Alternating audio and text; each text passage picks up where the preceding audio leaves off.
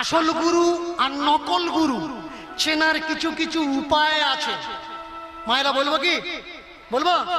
হ্যাঁ, আপনাদের সাহস না দিলে আমি বলি কি করে। যে নেয় না শুধু দেয়। কেমন?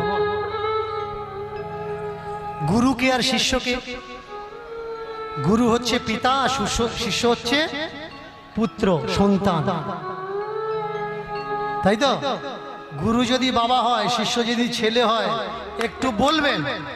অনেকে বলে কীর্তনিয়া দীনকৃষ্ণ ঠাকুর নাকি যুক্তিবাদী কথা বলে, তার ভিতরে ভক্তি কম। কিন্তু আমার কথাগুলো শুনে বলবেন, যে বাবা হয় সামনে যদি অভুক্ত ছেলে মেয়ে তার দাঁড়িয়ে থাকে, তার মুখে খাবার উঠতে পারে? বলুন তো। যে রান্না বান্না করে যে তোমার গুছিয়ে দিল, সে তো তোমার ছেলে, সে তো তোমার মেয়ে। তাকে না খাইয়ে তুমি আগে মুখে তুলছো, তুমি কিসের বাবা? তার জন্য কি করছো? খেয়ে যেটা পারবে না বলে ওটা গুরু প্রসাদ। কেন ভাই? গুরু প্রসাদে কি হয় বলে? রোগ মুক্তি হয়, জনম শুদ্ধি হয়। তাই করুণা গেল, গোটা কত প্রসাদ খাইয়ে তো দিতে, ঠিক হয়ে যেত। হতো নাকি? যখন সত্যি সত্যি কারোর সমস্যা আসে না, কায়দা করে ব্রণ গালা যায়, কিন্তু কায়দা করে ফোঁড়া ফাটানো যায় না। কারণ ব্রণে ব্যথা থাকে না, ফোঁড়ায় ব্যথা থাকে। যেরকম ভাবে ফাটাও ব্রণ, কোনো যায় আসে না, কিন্তু ফোঁড়ায় হাত দিতে গেলে ফোঁড়ার মালিক বাবা গো মা গো করবে। বড় বড় আশ্রমের দরজায় লিখে দেওয়া হলো, এখন গুরু দর্শন নিষেধ। কেন? করোনা। তুমি তো ঘর ছেড়েছো মরবে বলে, তোমার আবার মরণের ভয় কেন? এতে কি বোঝা যায় না আসল নকল কোনটা, আসল কোনটা নকল? যে গুরু, সে মুখ ফুটে কখনো বলে না আমি গুরু। সে বলে না আয় আমার কাছে দীক্ষা নে, আয় আমার কাছে দীক্ষা নে, তুই উদ্ধার হয়ে যাবি, উদ্ধার হয়ে যাবি। এই স্বর্গ নরকের পাল্লায় পড়ে আমরা এমন এমন ভাবে পিষে যাচ্ছি, আমরা বুঝতে পারছি না যে কোনটা আসল, কোনটা আসল আর কোনটা নকল। গুরু গুরু গুরু করে আমরা বাইরে ঘোরাফেরা করছি। বলো তো ভাই, ছোটবেলা যে আমাকে পেটে ধরল, সে আমার গুরু না? ছোট্টবেলা যে আমাকে হাত ধরে চলা শেখালো, সে আমার গুরু না? ছোট্টবেলা যে বাবা আমাকে কাঁধে নিয়ে ঘুরল, এ গুরু না? বিষ্ণু সংহিতা থেকে আরম্ভ করে 13খানা গ্রন্থ প্রমাণ দেয়, পৃথিবীতে সব থেকে উচ্চ কুটিরের গুরু হলো বাবা আর মা। যেসব ভাই বাবা মাকে দুঃখ দাও, কষ্ট দাও, একটু মন দিয়ে শুনবে। বাবা মার চোখের জল যদি পৃথিবীতে তোমার কারণে পড়েছে ভাই, তুমি যত কাঁদো, না তো কৃষ্ণ পাবে, না তো কালী পাবে, না তো নিতাই পাবে, না তো শিব পাবে, কিছু পাবে। পৃথিবীতে যার মা কাঁদে, তার কোনো ধর্ম হয় না ভাই। পৃথিবীতে যার মা নেই এ জগতে, তার কেউ নেই। যে বউটার মা মারা গেছে তাকে জিজ্ঞাসা করো যে বাপের বাড়ি গেলে কতটুকু আনন্দ পাও, সে বলবে যেদিন থেকে আমার মা মারা গেছে আমার জন্য বাপের বাড়ির দরজা বন্ধ হয়ে গেছে। যাওয়ার সঙ্গে সঙ্গে মা আমার জিজ্ঞাসা করতো খেয়েছিস? কখন পড়েছিস, কখন এসেছিস, সারাদিন কোথায় ছিলিস? বলুন তো, সেই জগৎমাতা কখনো জিজ্ঞাসা করবে যে আপনার খাওয়া পড়া দুঃখ যন্ত্রণার খোঁজ রাখে? আমরা পৃথিবীতে এমন অবোধ, সেই সব জীবন্ত ভগবানকে দুঃখ দিয়ে, যে ভগবান চোখে দেখা যায় না সেই দিকে আমরা ছুটে যাই। অনেকে তো বলে দে বাবা মা ত্যাগ দাও, বাবা মা ত্যাগ দিয়ে দাও। বলো তো ভাই, যেদিন মরে তুমি বৈকুণ্ঠে যাবে, জগৎপতির কাছে যাবে, সে যদি তোমায় জিজ্ঞাসা করে জন্ম দাও বাবা মাকে, পিতাকে মাতাকে ছেড়েছিস, তুই যে আমাকে ছাড়বি না, তার কি গ্যারান্টি আছে?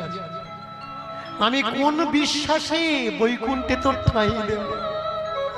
তুই বাবা মার প্রতি যদি অবিশ্বাস করিস, বিশ্বাসঘাতক করিস, তা আমার প্রতিও তো বিশ্বাসঘাত করবি। ভাই শুনে রাখো, গোপালকে ভোগ দাও, কেন দেবে না? অবশ্যই দেবে।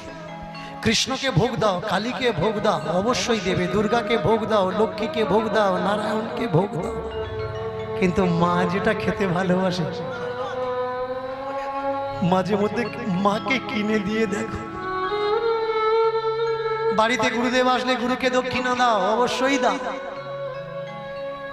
কিন্তু বাড়ি থেকে বেরিয়ে যখন তুমি কোথাও যাবে, যে বাবাটা আর কাজকর্ম করে না, কাজকর্ম ছেড়ে দিয়েছে, ইনকাম করতে পারে না, তার হাতে 10টা টাকা দিয়ে দেখো আর বলো বাবা 10 টাকা দিয়ে গেলাম, কিছু কিনে খেয়ে। আমার মনে হয় কোথায় যাওয়া লাগে না পৃথিবীতে। যেখানে জীবন্ত ভগবান আমাদের সংসারে ঘুরছে, আমরা তাদের দেখতে পাচ্ছি না কেন? কারা সেই সব ভগবানকে আড়ালে রেখে দিবে? কারা বললো যে মাছ মাংস খায় বাবা মা, এর জন্য মাছ মাংসকে ত্যাগ দাও? অনেক ছেলে মেয়ে আমাকে বলে যে সংসার নাকি ঘৃণ্য, জঘন্য, নরকের দ্বার। ত্যাগ দেওয়া নাকি সব থেকে বড় উপকার। এক মহাত্মার সঙ্গে আমার দেখা হয়েছে, আমাকে জিজ্ঞাসা করছে ঠাকুর আপনি সংসারী? আমি বললাম হ্যাঁ আমি সংসারী মানুষ, গারস্থ ধর্ম পালন করা মানুষ। আপনি? সে বলল আমি ত্যাগী। জানেন ঠাকুর, ত্যাগ দেওয়াই শ্রেষ্ঠ। সংসার মানে তো নরক। আমি বললাম মহারাজ আপনার মতন মহারাজের সাক্ষাৎ পেয়ে আমি জীবন ধন্য হয়েছে আমার, আমি আপনার চরণে কোটি কোটি নমন করি। কিন্তু আপনি বলছেন সংসার মানে নরক, ত্যাগ দেওয়া মানে শ্রেষ্ঠ। আপনার বাবা মা যদি ওই নরকের মানুষ না হতো, আপনার মতন সজ্জন পুরুষ কি পৃথিবীতে আসতো? প্রেম সে বলো নিতাই। সংসারে ভিক্ষে করতে আসছে কে? সন্ন্যাসী। এসে সংসারকে নিন্দা করছে তোরা বদ্ধজীব। আর কতদিন সংসারে? এবারে বেরিয়ে আয়।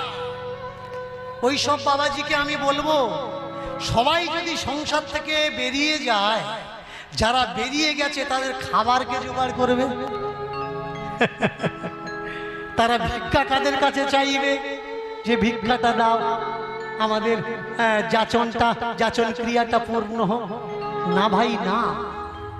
সবার উপরে সত্য, তার উপরে সত্য ভগবান, আর ভগবান সংসারে বিদ্যমান, অন্য কোথাও নেই। যারা ভগবানকে পাওয়ার জন্য সংসার ত্যাগ দিয়েছ, একটা ভগবান আমার দেখা হতো যার সংসার নেই। দেখাতে পারবে কার সংসার নেই? যে তুমি সংসার ত্যাগ দিয়ে চলে যাচ্ছ ভগবানকে পাওয়ার জন্য, একটা ভগবান আমার দেখাও যার সংসার নেই। তাহলে সংসার ত্যাগী হয়ে তুমি সংসারী ভগবানের উপাসনা করতে যাচ্ছ, এই লজিকটা কি ঠিক? কেন সংসারে থেকে ডাকতে পারবে না? আমি একটা আশ্রমে গেলাম, আমি বলে দিচ্ছি, আপনারা বুঝতে পারবেন, কারণ একটা প্রবাদ আছে, যার গালাগালি করবে তার নাম নেবে না। এটা আমার বড়দের কাছ থেকে শেখা। তারা প্রায় স্টেজে আমার দাঁড়িয়ে দাঁড়িয়ে গালাগালি করে, কিন্তু আমার নাম নেয় না। আর আমি তাদের বড় বড় সেন্টারগুলো গালাগালি করব, কিন্তু নাম নেব না। গেলাম দেখতে, কয়েকটা মেয়ে ছিল আমার সঙ্গে। তারা যখন ওই রাস্তা দিয়ে ওদিকে যাচ্ছে, তাড়াতাড়ি করে কটা বাবাজিকে গিয়ে আটকে নিয়েছে, দিয়ে বলছে এদিকে যাবেন না, এদিকে মেয়ে ছেলেরা এদিকে যাবেন না। আমি বললাম কেন? আশ্রম ঘুরছে, দেখছে, অসুবিধে কি আছে? বললে এদিকে আমাদের ব্রহ্মচারীরা থাকে, এদিকে যাবেন না। আমি বললাম চমৎকার, কিরকম ব্রহ্মচারী? যে মেয়ে লোক দেখলে ব্রহ্মচর্য নষ্ট হয়ে যায়, সে আবার কিরকম ব্রহ্মচারী? তা ও ব্রহ্মচর্য পালন করছে, ও কি শুধু বাবায় থেকে পৃথিবীতে এসছে, নাকি নারীও ছিল? এর উত্তর কে দেবে? যারা নারীকে অপমান করছে, অধিকতর কীর্তনিয়া দেখবেন স্টেজে দাঁড়িয়ে বলে ভুরু সরু করিয়ে নেছে, কি যেন ঠোঁটে ঘষেছে, কি যেন মুখে মেখেছে। আমি সেই সব কীর্তনিয়াদের বলবো যে তোমরা এসে পাড়ার মায়েদের নিন্দা করছো। তোমার বাড়ির বৌমা মেয়েরা ভুরু চাঁচে না, তোমার বাড়ির বৌমা মেয়েরা লিপস্টিকে সেইটা লাগায় না, তোমার বাড়ির বৌমা মেয়েরা মুখে ঘষে না। তা তুমি কার গালাগালি দিচ্ছ ভাই? আগে ঘর শাসন করো, তারপর পর শাসন করো। বলে আমি নাকি সকলার পেছনে লাগি। তা পেছনে কেন ভাই? ভাঁড় বেঁধে রেখেছিস, ভাঁড়ে মধু তো, তা লাগবো না? ভাঁড় খুলে ফেল, মধু থাকবে না, দীনকৃষ্ণ ঠাকুর পেছনে লাগবে না। মায়ের নিন্দা করে যারা, তাদের মতো পাখণ্ডী পৃথিবীতে আর আছে? শুনে নাও মায়েরা, তোমরা যারা সাজো আরো বেশি করে সাজবে। কেন জানো? যে বাড়ির মায়েরা সেজে গুজে থাকে, সে বাড়ি কখনো দুঃখ যন্ত্রণা অভাব অনটন আসে না। আর যদিও আসে, সেই বাড়ির মায়ে মেয়েরা সেজে বুঝিয়ে দেয়, যত দুঃখ আসুক, দুঃখ আমাদের কিচ্ছু করতে পারবে না। দুঃখে যে ভেঙে পড়ে সে মানুষ মানুষ হয়? যত দুঃখ থাক, সেই বাড়ির বউটা যদি সাজে, আপত্তি কোথায়? তোমরা বাড়ির বউরা ভুরু চাচ্ছে বলে অসুবিধা হচ্ছে, তোমরা যে লক্ষ্মী, সরস্বতী, রাধারানী, দুর্গা, কালী এদের ভুরু চেঁচে সরু করে দিয়েছো, তার প্রতিবাদ কে করবে? বাড়ির বউরা লিপস্টিক লাগাচ্ছে, অসুবিধে হচ্ছে, তোমরা যে দেবদেবীর ঠোঁটগুলো লাল করে দিয়েছো, ও কি ঘষে লাল হয়েছে? এমনি এমনি হয়েছে? লিপস্টিক তো দেওয়া আছে। তাহলে তুমি যে নিন্দে করছো, ঘরের মান নিন্দে করছো না দেবদেবীর নিন্দে করছো? ভাই প্রেম সে বলো নিতাই গৌর হরি বল। গুরুদেব, কোনটা আসল কোনটা নকল আমি কিনব কি করে? এই জগতে আসল আর নকল চেনা বড় ভাব। মায়েরা ভয় পাবেন না, আপনাদের পাশে দীনকৃষ্ণ ঠাকুর আছে, আর যার পাশে দীনকৃষ্ণ ঠাকুর আছে তাকে হারাবে ইম্পসিবল। আজকে তাকিয়ে দেখুন, যার কাছে যাচ্ছে সে বলছে দীক্ষা নাও, সে বলে দীক্ষা নাও, সে বলে দীক্ষা নাও। করো জোর করে, ধন্না যাক বলে উঠলেন। ওহে, এই বৃন্দাবনে কে আছে যে দীক্ষা দেয় না? সবাই বলছে নাও নাও। কে আছে এই বৃন্দাবনে যে দীক্ষা দেয় না? বলে একজনায় আছে হে, একজনায় আছে হে, একজনায় আছে হে, ওই গুপ্ত বৃন্দাবনে একজনায় আছে হে, ওই গুপ্ত বৃন্দাবনে একজনায় আছে হে, ওই গুপ্ত বৃন্দাবনে একজনায় আছে হে, ওই গুপ্ত বৃন্দাবনে একজনায় আছে হে, একজনায় আছে হে, একজনায় আছে হে, ওই গুপ্ত বৃন্দাবনে একজনায় আছে হে, ওই গুপ্ত বৃন্দাবনে একজনায় আছে হে। সে কোন আশ্রমে থাকে, তার থাকার জায়গা নাই, তার থাকার জায়গা নাই, তার থাকার জায়গা নাই।